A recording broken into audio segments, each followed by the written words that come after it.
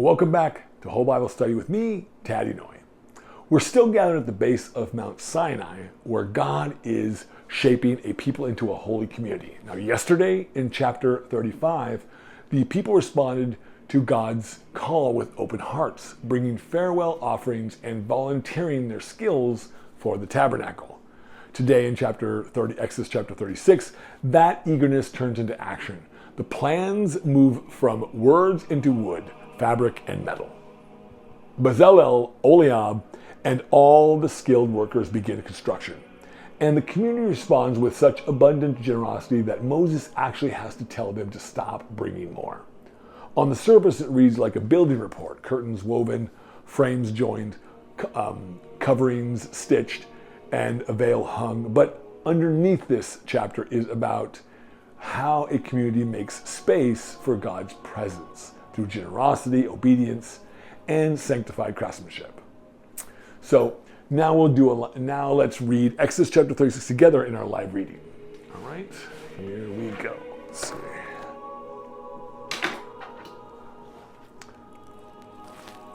All right, chapter 36. So Bezalel, Oholiab, and every skilled person to whom the Lord has given skill and ability to know how to carry out all the work of constructing the sanctuary are to do the work just as the Lord has commanded. Then Moses summoned Bezalel and Oholiab and every skilled person to whom the Lord had given ability and to who was willing to come and do the work.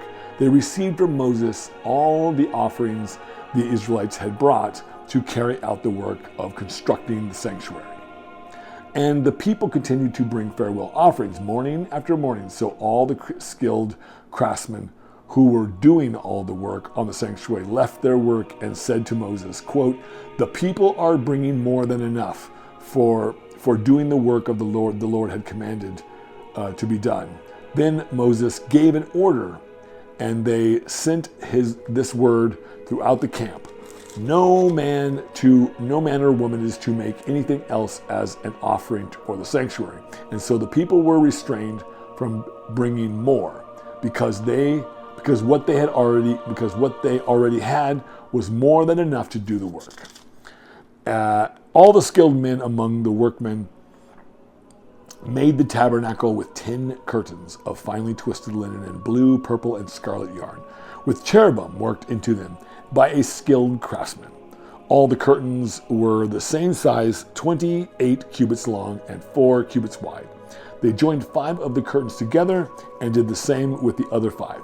Then they made loops of blue metal along the edge of the end of the curtain in one set, and the same was done with the end curtain in the other set.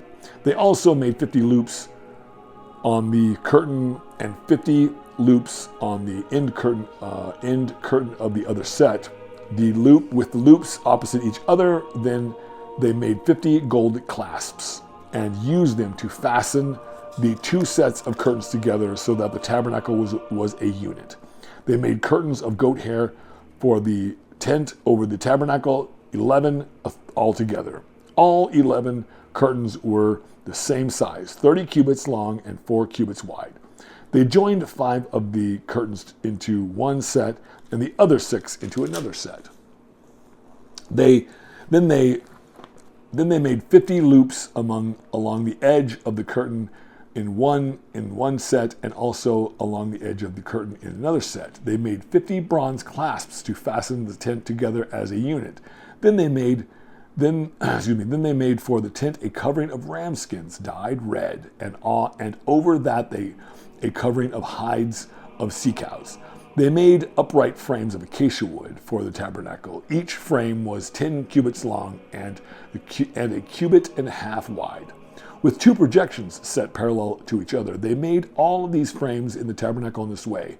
They made the 20 frames for the south side of the tabernacle and made 40 silver bases to go under them. 2 bases for each frame, 1 under each projection.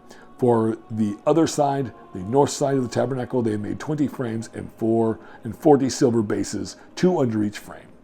They made 6 frames for the far end. that is the west end of the tabernacle, and the 2 frames were made for the corners of the tabernacle at the far end. At these 2 corners of the frames were doubled from the bottom all the way to the top, fitted into a single ring.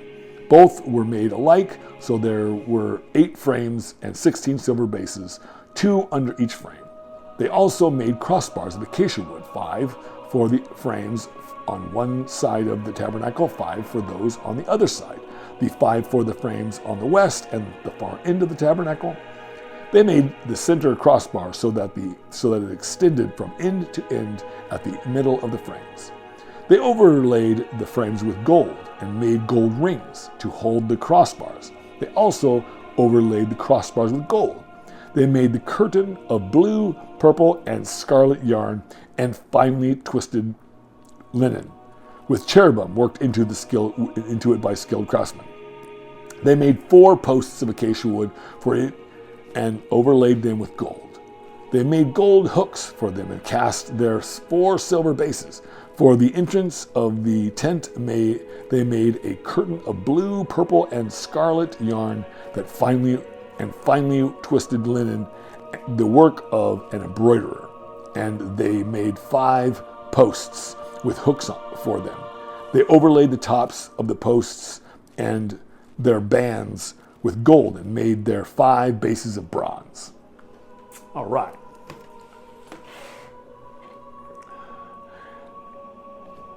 Now, what we just read may sound repetitive. Almost every line echoes the instructions already given in Exodus 25 through 31.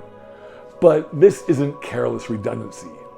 In the literary style of the Torah, repeating the command as fulfilled, quote, as the Lord commanded Moses, and so they did, unquote, is a theological point. It is saying holiness isn't just enthusiasm, it's faithfulness.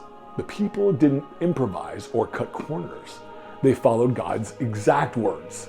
Scholar Carol Myers calls this, quote, command and fulfillment, unquote, style a way of sacralizing obedience. The story itself becomes a liturgy of listening and doing.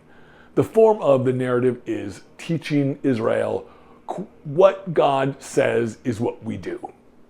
Now let's turn to the figures at the heart of this work, Bezalel and Oholiab. Back in chapter 31, God personally named these 2 men and said they were, quote, filled with the Spirit of God for this calling. Now that's striking language because it describes artisans with the same terms often used for prophets or kings. The text says they were given wisdom, understanding, and knowledge. In Hebrew, those words carry rich meaning. Chokmah, usually translated wisdom, doesn't mean abstract book learning. It means skill in action. Wisdom you can see in the hands of craftsmen. Tabunah, or understanding, is practical insight, knowing how pieces fit together, how threads weave or structures stand. And da'at, or knowledge, is experiential knowledge, knowing because you've done it, not because you've heard it or explained. Jewish scholar Nahum Sarna points out that these 3 words are also used to describe God's own creative power in Proverbs 3. Quote, by wisdom the Lord founded the earth, by understanding he established the heavens, and by knowledge the deeps broke open, unquote. So when Bezalel and Oholiab are described with these qualities, the text is elevating their work. They are not just laborers. Their craftsman mirrors God's creation. To weave fabric or carve wood for the sanctuary is to participate in divine creativity. Their hammer strikes and loom threads become prayer in motion. Then comes the most remarkable moments in the whole of Torah, the generosity of the people. The text says the Israelites brought offerings every morning, so much so that the craftsmen finally told Moses, quote, we have more than enough. So Moses issued a command, no one is to bring any more. This is, as far as I know, the only time in Scripture where a leader tells the people to stop giving. Usually leaders beg for more participation. Here the gifts overflow. Now, scholar James Tabor sees this as a deliberate contrast to the golden calf story.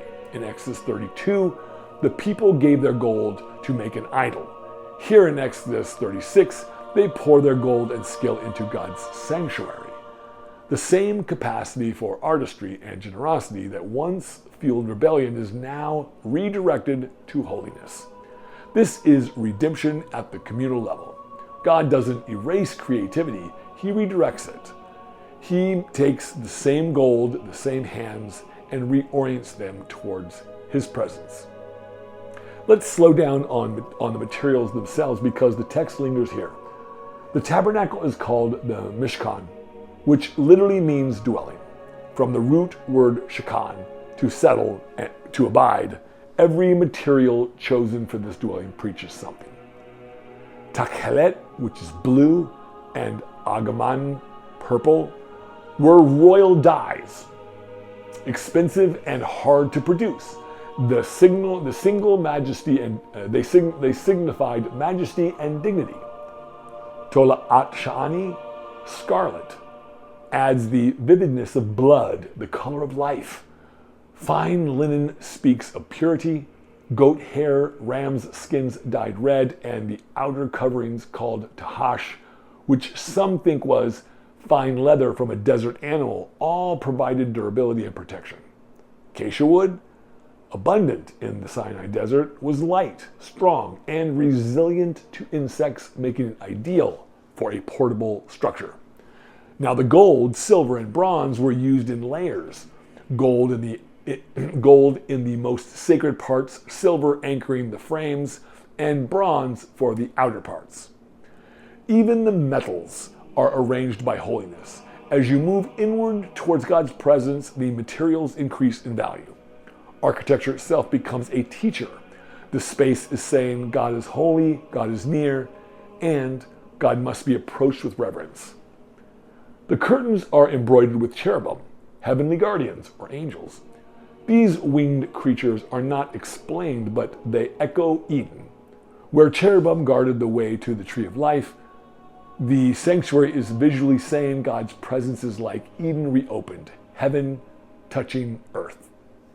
Now the work begins with the outermost layer, fine linen curtains with blue, purple, and scarlet yarn embroidered with cherubim. 5 curtains are joined to 5, then linked by golden clasps until they form one tabernacle.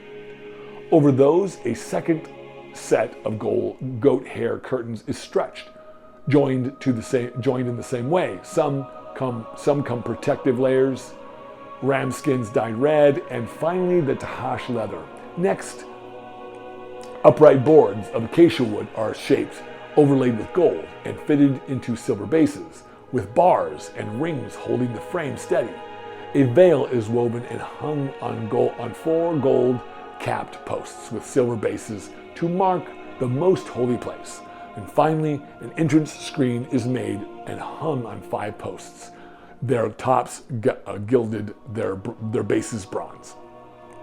If you let yourself picture it, you can almost hear the mallets on silver sockets, the clink of clasps and snap of fabric in the desert wind. Scholar William Propp notes that this sequence of building mirrors the creation account in Genesis. Just as God ordered chaos into the habitable world, Israel now orders a chaotic camp into a habitable sanctuary. Creation ends with God resting as in His word. The tabernacle will end with God's glory filling the tent. So why so much detail? And why repeat it after it was already commanded? This is where critical scholarship has something to say. Richard Elliott Friedman, who wrote the Bible, points out that a priestly editor likely shaped these chapters. The priestly source in the Pentateuch loves precision, repetition, and refrain. As the Lord commanded Moses, unquote.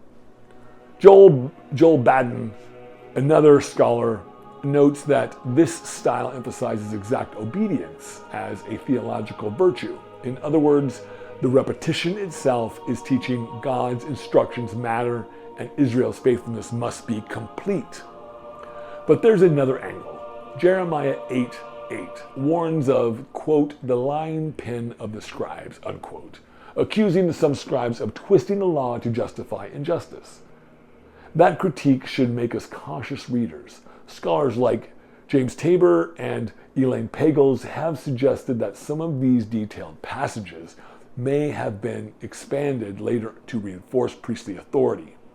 Whether or not you agree, the text itself calls us to discernment. The point is not to dismiss the details, but to ask, do these details serve love and presence, or do they become tools for control? When they train us in generosity and holiness, they are holy. When they exclude or exploit, Jeremiah's warning rings true. Exodus 36 is also deeply tied to Sabbath. Remembering chapter 35 opened with a Sabbath reminder before the building even began. Later, Jewish tradition would actually define the 39 categories of, quote, work forbidden on the Sabbath from the crafts listed here, things like weeding, sewing, building, kindling, writing. The logic is, if these were the tasks used to build God's sanctuary, they are the model of, quote, work. To refrain from them on the Sabbath day is to honor God's rest. That's profound. The holiest work Israel knew, the making of God's dwelling, became the very reason to stop working once a week.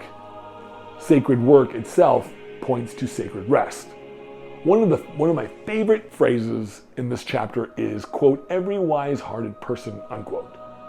In Hebrew, the heart is not just where you feel, the heart is not just where you feel, it's where you will and where you know. To be wise-hearted is to be skilled, to know your craft, and to dedicate it to God. Exodus is pulling down the wall between spiritual and practical. The Spirit of God fills people, not just to prophesy or to preach, but to cut, weave, carve, and sew. A woman spinning yarn, a man shaping wood, these are as much a part of God's dwelling as a priest offering sacrifice. Now, Sarna puts it beautifully. The sanctuary's holiness is not magic. It's the result of, quote, harnessed human effort directed by divine command, unquote. Grace and grit together.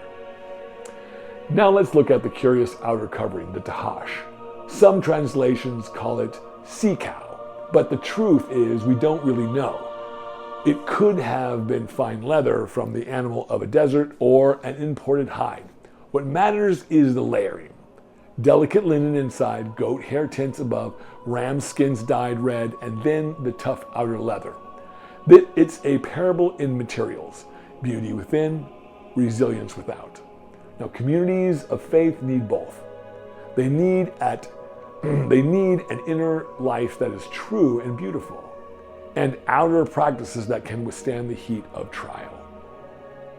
Exodus 36 also contains one of the most pastoral lines in Scripture. The material, quote, the material they had was sufficient for all the work to be done, and more than enough, unquote. Think about that. A people who had lived in slavery, where scarcity was their daily experience, now find themselves in abundance. Not because fabric fell from the sky or curtains wove themselves, but because everyone contributed, morning after morning, until the community together had more than enough. Now later, Paul will echo this in 2 Corinthians 9, quote, God is able to make all grace abound to you, so that you will have sufficiency in all things for every good work, unquote. Exodus gives us a narrative picture of that promise. Some have asked, were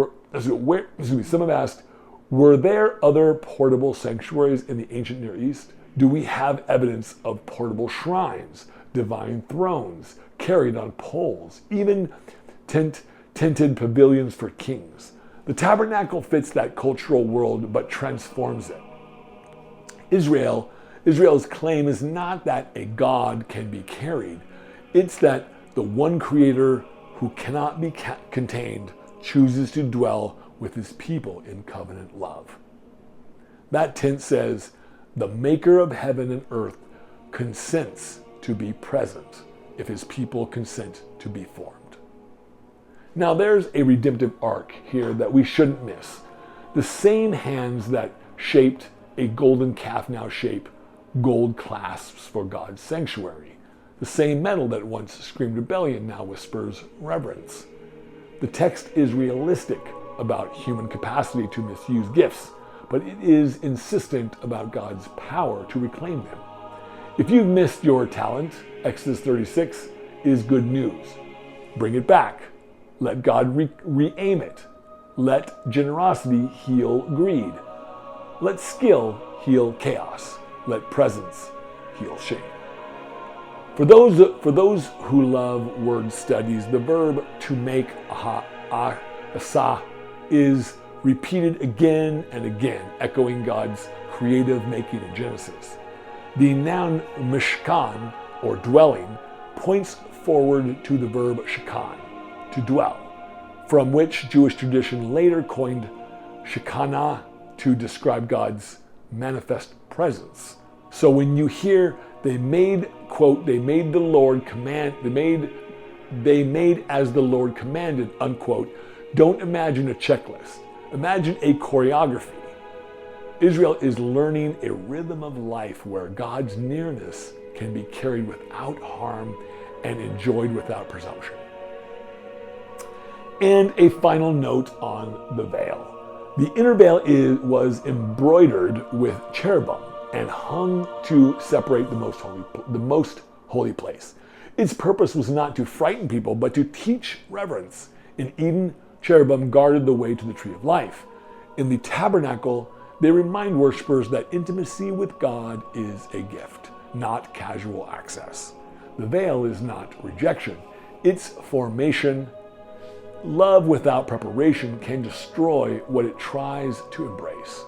Later in the New Testament, we'll reflect on the veil being torn. But here in Exodus, the veil says, draw near, but draw near rightly.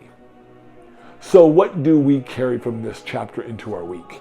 Exodus 36 shows us that generosity and skill are holy, that obedience can be beautiful, that sometimes leadership means saying, quote, stop, that's enough, unquote. That God really does dwell with a people who learn his ways. It also trains us to read critically but faithfully, asking whether our uses of these details reflect God's heart. And it assures us that what was once misdirected can be redirected. The calf can become the clasp. The idol can become the altar. The shame can become service. As I reflect, I am especially struck by the phrase, quote, more than enough, unquote. Not because it flatters a wealthy crowd, but because it dignifies a willing one. This abundance came from many small obediences, many quiet acts of skill. That's what presence looks like among God's people. Shared sufficiency, shared beauty, and shared rest. So let me leave you with this question today. If God asked you to offer your skill, your time, your resources to build something sacred where you live, what would that look like this week? Not someday, but this week. What one act of craft or generosity could you bring to make space for God's presence in your community? Well, thank you again for joining me for this study today. And it's been a really interesting one. But we will see you in the next chapter of Exodus, chapter 37, tomorrow. God bless you all, and thank you so much. If you had any comments or if anything came to you in this reading or in this deep dive that was interesting to you, or that I may have missed, or that I didn't cover, or that maybe you have some other enlightenment, please drop it in the comments below. I would love to hear it. I'm always interested in a diversity of opinions, so please. But please back up, please, if you disagree with me, which is fine, please back it up with something substantial so we can make this discovery together. Thank you again, and we will see you in the next chapter tomorrow.